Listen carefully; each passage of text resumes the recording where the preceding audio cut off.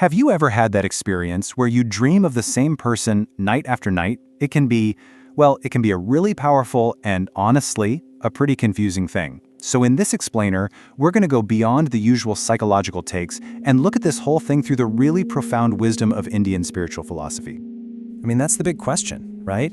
It doesn't matter if it's an old friend, a past love, maybe even someone you barely knew.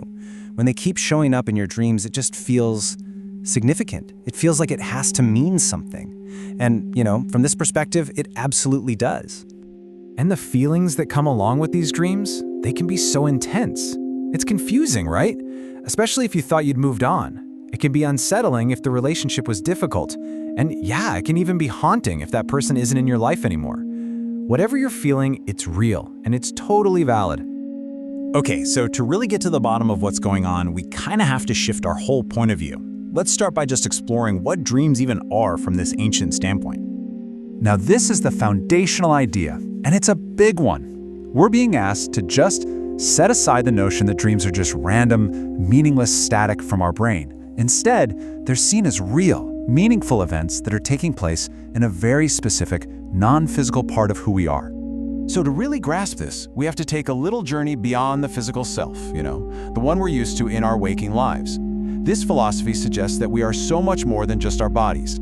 Indian wisdom actually describes us as having 3 bodies. Now, we're all pretty familiar with the physical body, the Sthula Sharira, but our focus today is on that one right in the middle, the subtle body, or Sukshma Sharira. See, this is the realm of our emotions, our memories, our deep-seated impressions, and this is exactly where dreams happen. Think about it. When you fall asleep, your logical, everyday mind and your ego, they kind of take a back seat. And this state lets all that deeper stuff come to the surface, those subtle energies and the really powerful emotional chords that connect us to other people. They become active and they play out on the stage of your subtle body. So if dreams are happening in this subtle realm, what is it that makes one person show up so vividly again and again? Well, this brings us to these core ideas of karmic echoes and imprints. The first key term here is samskara. The best way to think of it is like a deep groove or an imprint that's been left on your subtle body. It's way more than just a memory. It's a real energetic signature that gets formed through powerful, emotionally charged experiences with someone. Now, what's really interesting here is how specific these causes are. A samskara isn't created by just any old interaction.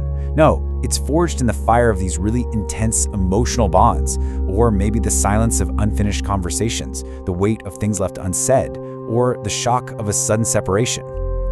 And it can also come from really profound positive connections too, like a deep creative or spiritual intimacy you shared. And the second concept is Rinanubandha. This is all about karmic soul bonds.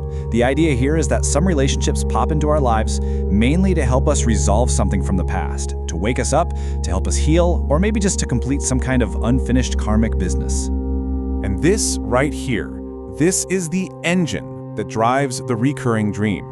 You see, the dream isn't really about the other person at all. It's a reflection of your own soul revisiting that connection, trying over and over to close an internal karmic loop. That person is just the symbol for the unresolved energy that's living inside of you. This leads us to a really vital shift in perspective. The dream isn't just a passive replay of the past. It is an active message, and it's for your present self. There's a really powerful analogy for this from the Bhagavad Gita. So right before this huge epic battle, the warrior Arjuna has these visions of his loved ones on the other side. It was this moment of massive internal conflict, and it came right before a huge personal transformation. In the same way, these recurring dreams can be a sign that your own consciousness is getting ready for a major leap in growth. This is especially true when there's silence or distance between you and that person. When there's no other way for that energy to get out, all that restless, unexpressed stuff finds its voice in the subtle body. The dream literally becomes its last and final channel for communication. And here we are. This is the crucial point. It is so easy to interpret these dreams as a sign that you should reach out, that you should reconnect. But this perspective says the message is actually the exact opposite. It's for you. It's about your internal completion. It's about finishing a chapter inside yourself, not trying to reopen it out in the world. So what are we supposed to do with this understanding? How does it actually free us from this cycle? Well, that brings us to our final section, which is all about how this understanding is what liberates us. We have a choice in how we respond.